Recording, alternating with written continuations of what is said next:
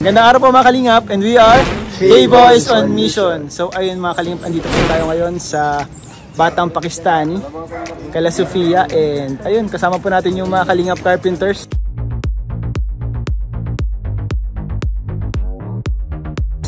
Ayun, mga kalingap carpenters LG. Sila Super Mac. And ngayon po, titingnan nila yung sitwasyon nung pagtatayo ng bahay, kung ano yung pwedeng gawin, paano masimulan para...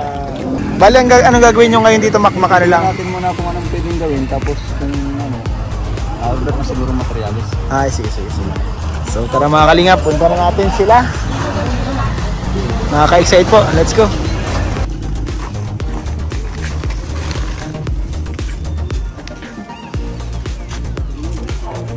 Andito na po tayo, Kala Sofia. Tao po! Nanay! Hello po! Uy! Nini! Happy New Year! Merry Christmas! Hello po nanay! Kumusta po? Kumusta po kayo dito? Kumusta po yung Pasko at New Year nyo dito? Kahit walang wala. Hanggang kinaya. Ngayon ay meron kaming dalang pasalubong sa iyo mga karpentero. Ayan, nandiyan na sila. Magandang hapon po. Ayan po. Pasok na po. Titingnan nila na itong lugar. Dito na po ba mismo titingnan nila yung lugar kung ano yung pwedeng gawin dito.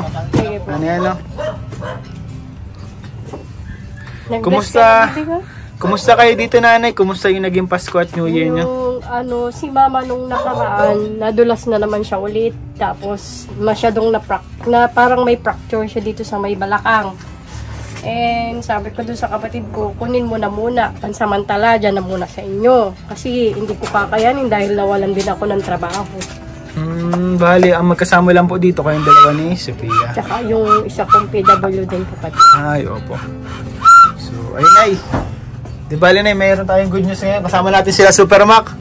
Super Mac, tara po. Ayan po ang mga carpenter. So bali na ito si Super Mac. Ito yung pinaka-engineer natin dito sa bahay nyo. Si Super Mac po, siya yung Ano itong bakod niya ito? Bali sa kanila po yan. Sa kanila. Ma-adjust pa pala tayo dito para sa buladas. Ma-adjust pa. Sabi naman nila noong nakaraan, nung hindi pa sila... Hindi po tayo pwede magsagad dyan na. Sagad din na lang daw pag Ay, ang problema nga po natin yung bubong. Mga plastic tayo, tapos hindi na tayo pwedeng pumatong kasi dyan. Opo.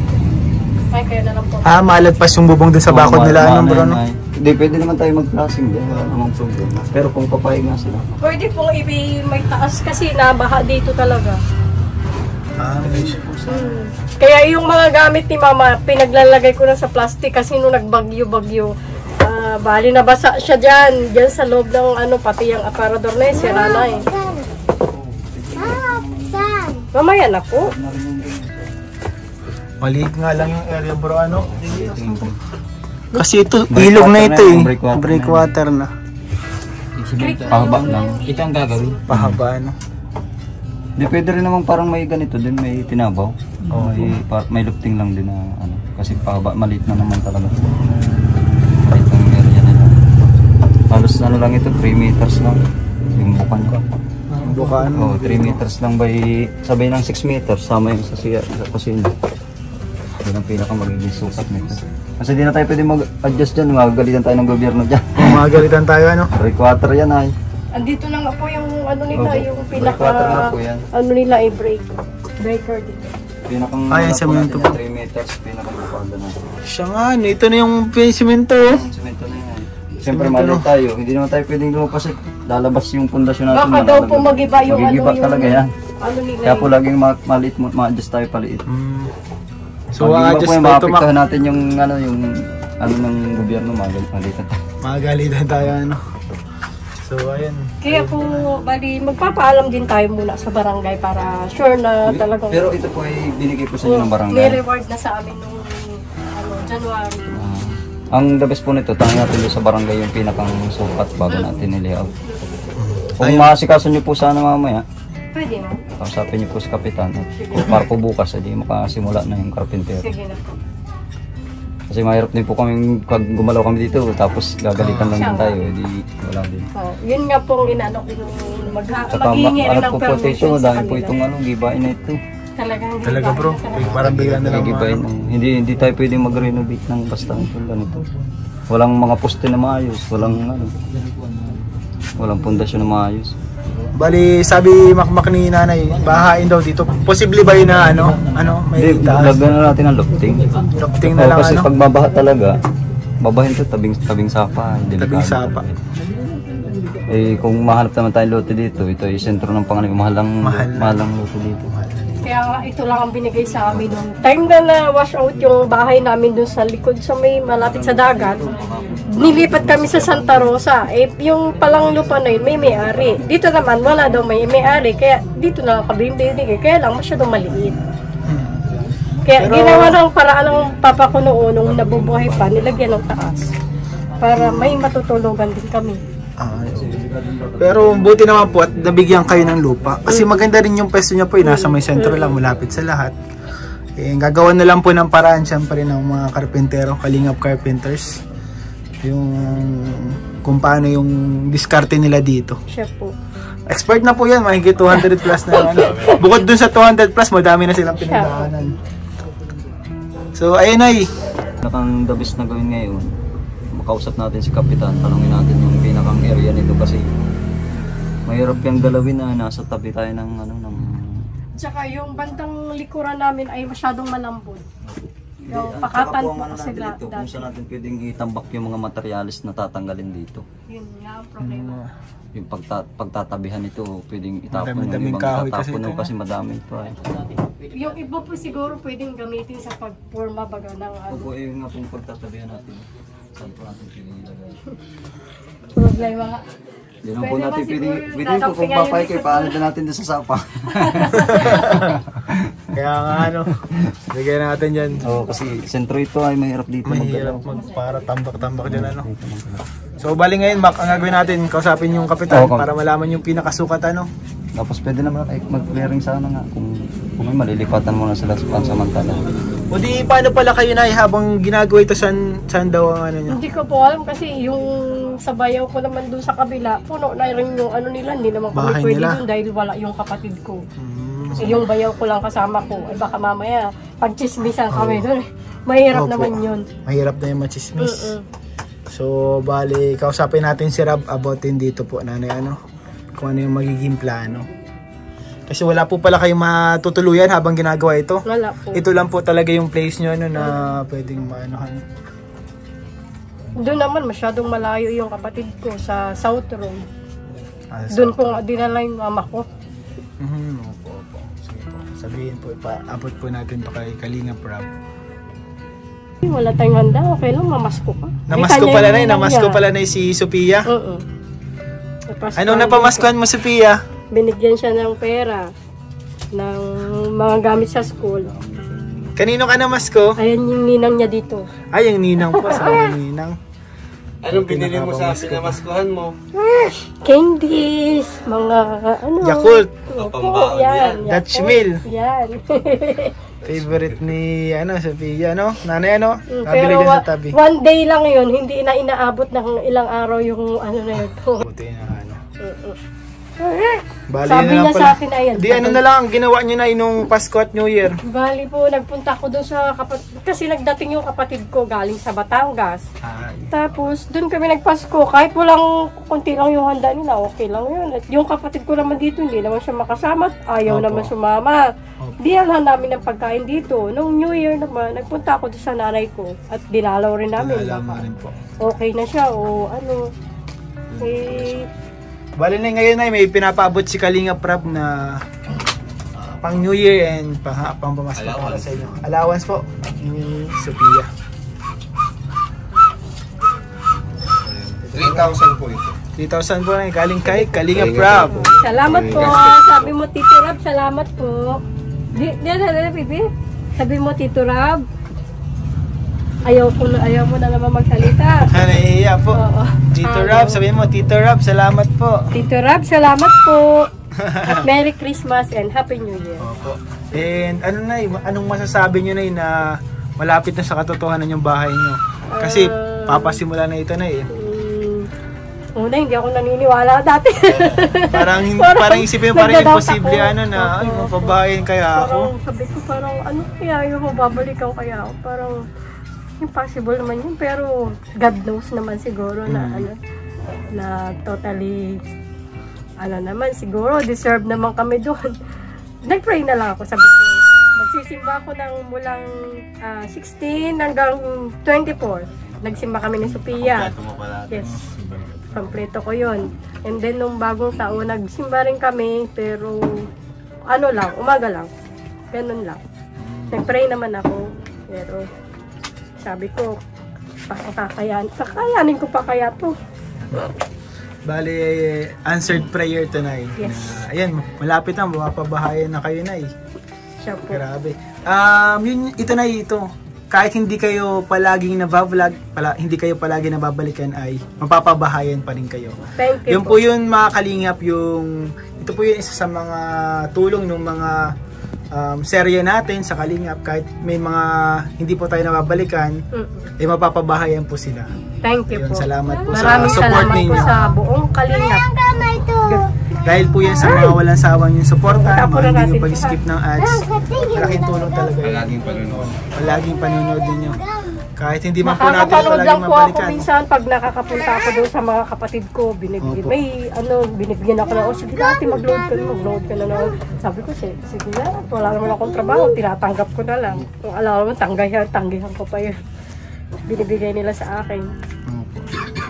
Kasi nga po, sabi nyo nga po yung kaalis-alis kayo, hindi na kayo pinayagan hindi nyo naman pwedeng iwanan ito si Sophia, wala mapag-iiwanan po So ngayon pala wala kayo sa ngayon na trabaho? Wala. Di paano na yung ginagawa nyo para makakain kayo ni Pia, Sophia? Bali ngayong December kasi marami nagbibigay dun sa kapatid kong PWD. Minsan nag-aabot na lang sila dyan.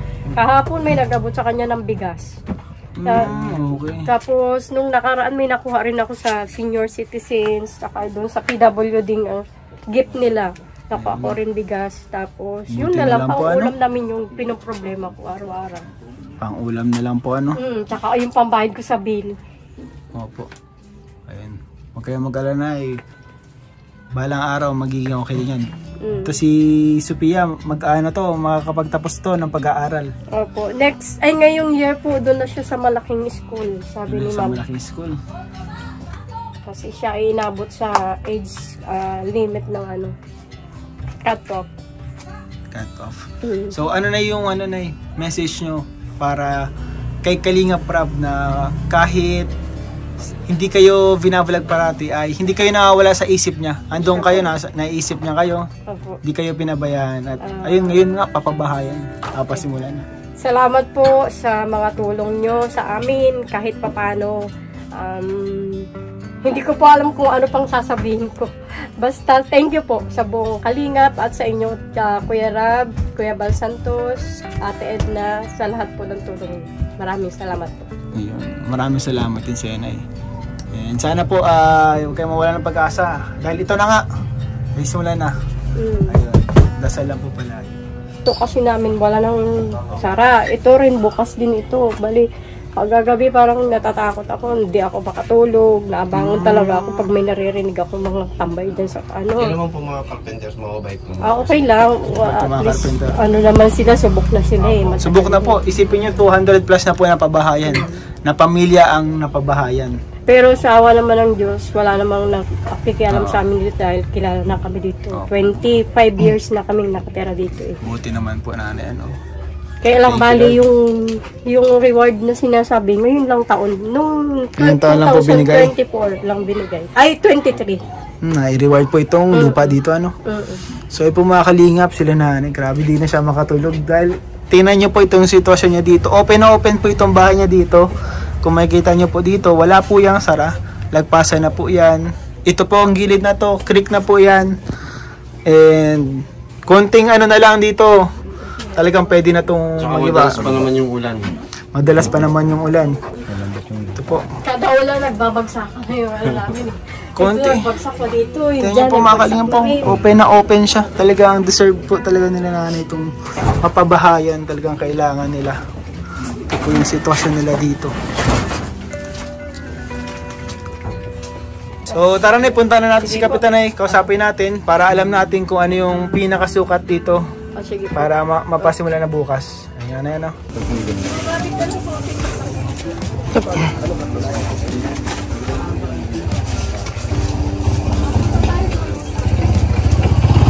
Sinusukat na po ni La Supermac kung ano yung mga 3 meters lang talaga ano. Tapos mababawasan pa yun, no? Sana yun. Takad na yun. Bali, ano, kausapin muna natin ngayon, Mac. Puntahan muna daw natin si Kapitan. Kausapin na daw natin ngayon. Para masimulan nyo na. Para bukas po na sila. At ito pala mga kalingap sa ating mga kalingap carpenters. Ayan po sila mga kalingap carpenters. Isa po sila sa dahilan kung bakit successful po itong mga pabahay. Sila po yung may gawa ng mga gandang pabahay po. Kung bakit mabilis at matibay po itong mga pabahay natin. Kung bakit maganda. So saludo po tayo. Saludo tayo sa mga kalingap carpenters na to. Isa po talaga sila sa mga nagsasakripisyo para sa ating mga pabahay projects. Ayan po mga kalingap, papunta po tayo ngayon sa Barangay Hall. Kausapin po natin yung kapitan para malaman natin yung pinakasukat nung lupa na pagtitilikan ng bahay nila Sophia.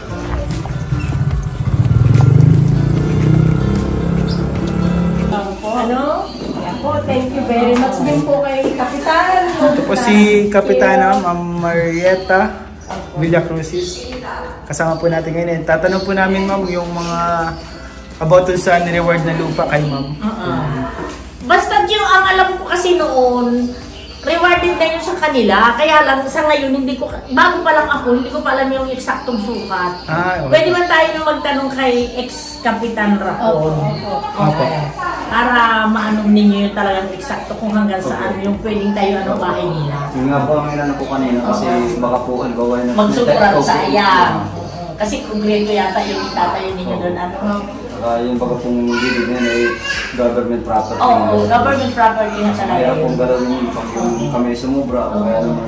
Pwede natin tanungin si Kapra po, yung former kapitan, kasi siya ang may alam ng lugar. Saka pala po paano yung pagtatamakan mga po sa yung mga tatanggal ng mga kahoy, ng mga... Yung mga hindi siguro pwedeng, yung talagang hindi na magagamit, pwede na natin yung i-dispose, ipatago na natin sa larang.